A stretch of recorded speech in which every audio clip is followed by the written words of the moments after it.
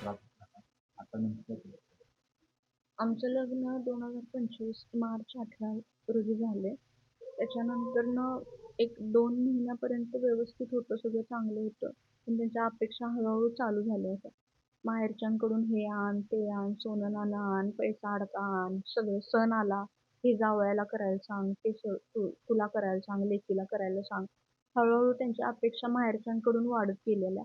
पण माहेरच्यांसोबत माझ्या चांगली वागणूक अजिबात त्यांची नव्हती. सतत त्यांचा अपमान करायचं, सतत त्यांना टोमणे मारायचं, माझ्या भावाला काहीतरी टोमणे मारायचं, आईला शिवीगाळ करायचं, हे सतत त्यांचं चालू होतं. तरीही माझ्या माहेरच्यांनी माझी मुलगी चांगली सुखात राहू दे म्हणून त्यांनी नांदवून घेऊ देत म्हणून सगळ्या अपेक्षा त्यांच्या पूर्ण करत आले. प्रेग्नन्सीमध्ये सुद्धा मला लग्नानंतर 2-3 महिन्यातच प्रेग्नन्सीमध्ये सुद्धा त्यांनी खूप त्रास दिला. सतत त्यांची असं बोलणं असायचं की मुलगाच होऊ दे, मुलगी नको, ह्या घरात मुलगी आली तर तू थांबू नकोस, तू नांदू नकोस, तू मुलगीला घेऊन जा, मुलगाच पाहिजे, मुलगाच पाहिजे. ह्या कारणावरून सुद्धा त्यांचं सतत मला छळ, मानसिक छळ, शारीरिक छळ त्यांचा माझा चालू होता त्यांना. त्याच्यानंतर सुद्धा डोहाळे जेवण आलं 7व्या महिन्यात. ते पण सासूबाई म्हणाल्या की मोठ्यानं करायला पाहिजे, माहेरच्यांनी करायचं पाहिजे. तेव्हा सुद्धा खूप खर्च केला. मुद्दाम मला 10,000 ची साडी पाहिजे असा हट्ट धरला. माझ्या मुलग्याला 14,000 चा सूट घ्यायचा असा हट्ट धरला.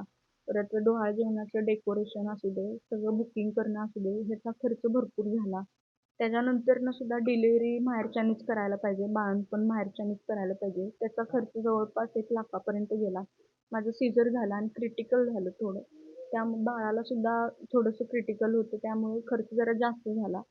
त्याच्यानंतरनं पण सगळा एवढा खर्च करून पण त्यांचं मुलगी झाली म्हणून माझ्यावर राग होता, माझ्या मुलीवर राग होता. त्याबद्दल त्यांचं भरपूर छळ, मला मानसिक छळ चालू झाला. माझ्या माहेरच्यांसोबत चांगलं वागणं नव्हतं त्यांचं. माहेरी आल्यानंतर सुद्धा यांना सारखं टोमणे देणं मुलगीबद्दल किंवा माझ्या वडिलांशी नीट न वागणं, सारखं अपमानित करणं, हे सगळं चालू होतं. आता मुलगी झाली आहे, तू माहेरीच राहा, इकडे येऊ नकोस, इकडं नांदायला परत येऊ नकोस मुलगीला घेऊन, असं सुद्धा त्यांचं सांगणं होतं. त्याच्यानंतर 5व्या महिन्यात जशी रीत असते त्यानुसार मी गेले मुलगीला घेऊन. तेव्हा त्यानंतर फक्त 15 दिवस झालेले, तर त्यांची अशी अमानुष मला मारहाण झालेली आहे. फक्त मुलगी झाली या रागापोटी किरकोळ कारणावरून मला भरपूर बेदम मारलेला आहे. कसाबसा मी तिथनं जीव वाचवून माझं कसाबसा जीव वाचवून मी माझ्या मुलगीला घेऊन तिथनं सुटलेले आहे आता. घटना कधी झाली नेमकी आणि कशा पद्धतीने घडली? म्हणजे काय काय 4 जुलै रोजी ही घटना झालेली आहे. त्या दिवशी सकाळी मला माहेरच्यांचा फोन आलेला. माझी म्हणजे बाळाची वगैरे काळजीपोटी चौकशी करत होते आणि त्यांच्याशी मी बोलताना त्यांना आवडायचं नाही. मग मी म्हटलं की मला बाळाचं वगैरे सगळं करायला लागतं. उद्यापासून जरा जास्त कामाचा लोड आहे. जेवणाचे डबे वगैरे करून द्यायचे आहेत. असं सगळं सांगत होते. त्यांना वाटलं मी तिथल्या काहीतरी चाड्या सांगते आणि ही मला काहीतरी बाहेरचे शिकवतायत. आणि त्याबद्दल त्यांनी माझं काही न ऐकून घेता डायरेक्ट फोन काढून घेतला. माझ्या माहेरच्यांना कॉल केला, शिवीगाळ केली, घाण-घाण माझ्या आईला शिव्या दिल्या आणि त्याच्यानंतर मला बेदम मारहाण त्यांनी चालू केली.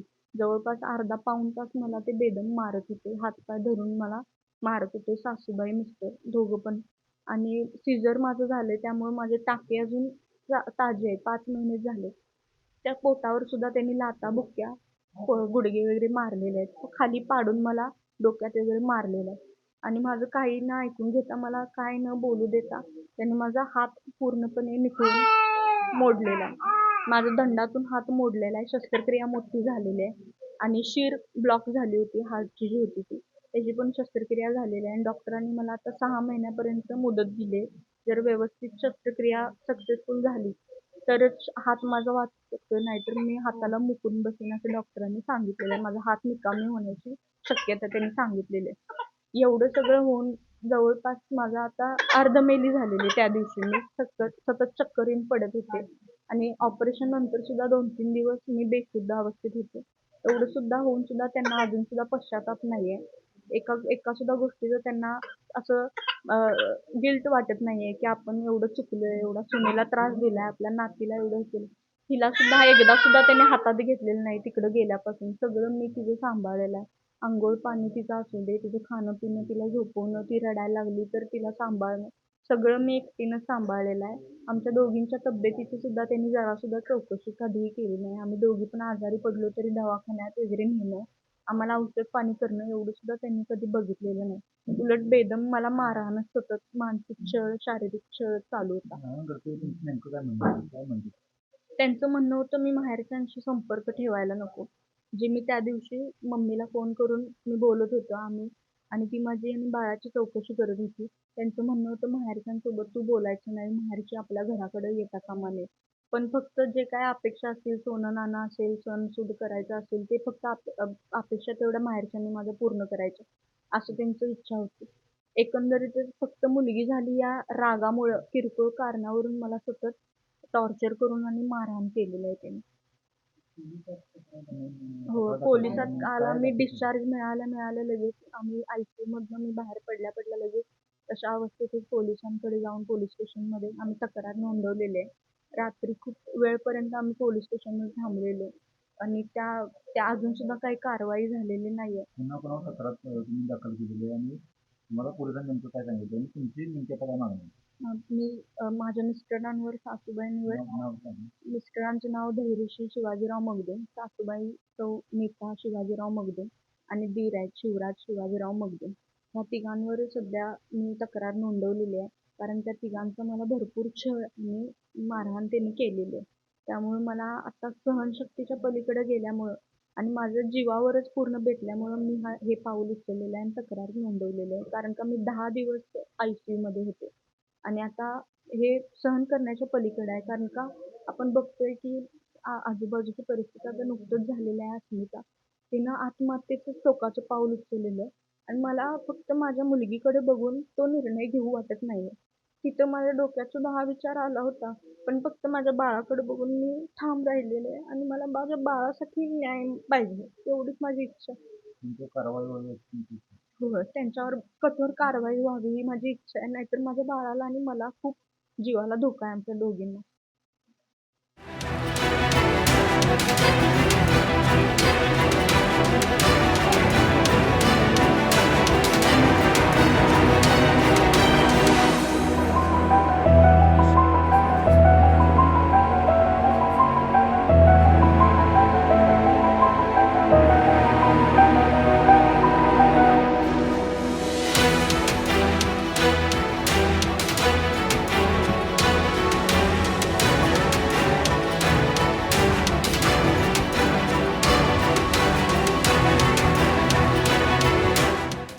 काय सांगायचं आता अगोदर एक पहिल्यापासून मुलगीला तुमच्या जावयांपासून सासूबाईंनी मारहाण झालेली आहे. लहान मुलं आहे. काय नेमकी जावयांची किंवा सासूची अपेक्षा होती? कसं वागणं होतं तुमच्या मुलगीला? त्यांचं वागणं बरोबर नव्हतं मुलगीवर आणि ती पण मला जरा सांगत नव्हती का तर आपल्याला म्हणजे आपली आई मम्मी काळजी करत बसेल असं काही करायला. नंतर असं अचानक झाल्यानंतर तर ती फक्त घुटकून घेत बसली आणि एवढं हे केलं, सांगितलं नाही आणि नंतर अचानक झाल्यानंतर खरं ती चांगली वागणूक इथं जरी आली तरी ती चांगली वागत नव्हती. इथं सुद्धा आली तर ती आम्हाला कमी लेखत होती. का तर ती वकील आहे. वकील आमच्यावर कुणी काही केलं, दबाव घातलं तर काही कोण करू शकत नाही असं त्यांचा समज होता सगळा. आणि इथं आल्यानंतर सगळ्या मागण्या हे करायला पाहिजे, ते करायला पाहिजे. अधिक महिन्यात तरी पण आम्ही थोडंफार का जरा बोलवून ते केलं. बारसं मोठ्यानं घातलं. परत मुलग्याच्या लग्नात त्यांना मानपान सगळा दिला हे केलं. परत डोहाळ जेवणाचं केलं. लग्न झाल्यानंतर हळद काढण्याचा आणि कार्यक्रम केला. असं करत दागिने वगैरे थोडं सगळं भरपूर केलं त्यावेळेला. तरी पण ती चांगली वागणूक देत नाही म्हणजे काय माणसं आहेत म्हणायचे काय सैतान आहेत अशी सैतानासारखी. हां? तक्रार केली. तुम्हाला हे कधी समजलं नाही कसं काय नेमकं झालं? समजलं म्हणजे त्यावेळेला मारल्यानंतरच की दवाखान्यात संध्याकाळी. असं झालंय म्हणून सांगितलं, मारहाण केल्या. मी फोन केला तर माझ्या तिचा फोन काढून घेतला. मला नाही तशा शिव्या दिल्या. दिल्यावर मारलेलं, हे केलं. हे मारलेलं सांगितलं नाही, असं असं झालंय म्हणून. नाहीतर काय नाही, फक्त त्यांना बोलवून, तुझ्या वडिलांना बोलवून बाळाला तेवढं दिलं, हे बाळ तेवढं तुम्ही न्यावं आणि तिचं फोटो वगैरे काढायला, हे करायला पण स्कॅनिंगला तिकडं नेलेलं आहे. नंतर आल्यानंतर सांगतो तुम्हाला, असं फक्त म्हणून त्यांना सांगितलं. नंतर मग संध्याकाळी सांगितलं की असं झालंय आणि सिटी हॉस्पिटलला नेले. मग ही गेली, ही गेल्यानंतर हिला विचारलं, मारहाण केली, असं असं मारलंय म्हणून हिने सांगितलं त्यावेळेला. हिला भेटल्यानंतर मग कळालं, नाहीतर एवढं मारलेलं असं काही सांगितलं नाही. लहान मुलं आहे तरी देखील अशा प्रकारे घडतं. लहान फक्त जाऊन किती 15 दिवस झालेलं आणि लहान बाळाबरोबर असा प्रकार केलाय तिने. लहान बाळाला बाजूला ठेवलं, हिच्यावर दोघं मिळून मारले, सासूबाई नवरा. असं म्हणजे हातासंगट म्हणजे पूर्ण मोडून फ्रॅक्चर करून सगळं हे करून ठेवले. म्हणजे त्यांनी काय सैतानासारखेच वागले तो. एखादा राक्षस पण असा कुणासंगट हे करत नाही. एवढी नीच माणसं अशी केली. फक्त वकिलीच्या जोरावर.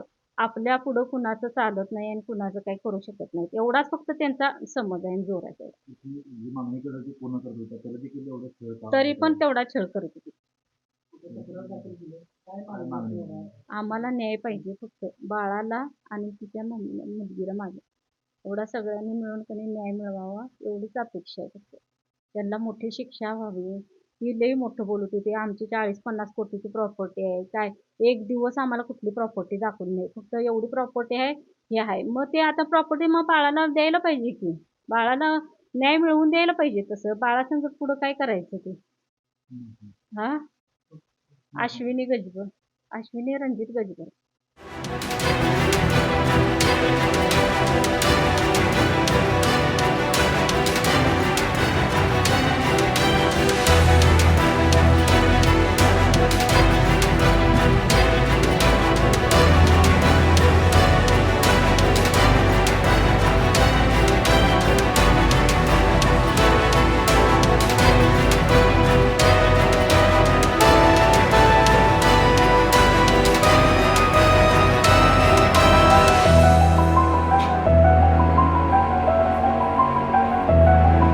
काल कागल पोलीस स्टेशनला फिर्यादी सौ वैष्णवी धैर्यशील मगदूम यांनी लेखी तक्रार दिली आहे की त्यांचे पती धैर्यशील मगदूम, सासू नीता मगदूम आणि दीर शिवराज मगदूम यांनी त्यांना लग्नापासून सासरच्या लोकांच्या म्हणजे माहेरच्या लोकांच्याकडून पैसे आणि दागिन्याची मागणी आणि त्याच्यासाठी वेळोवेळ जास्त त्रास.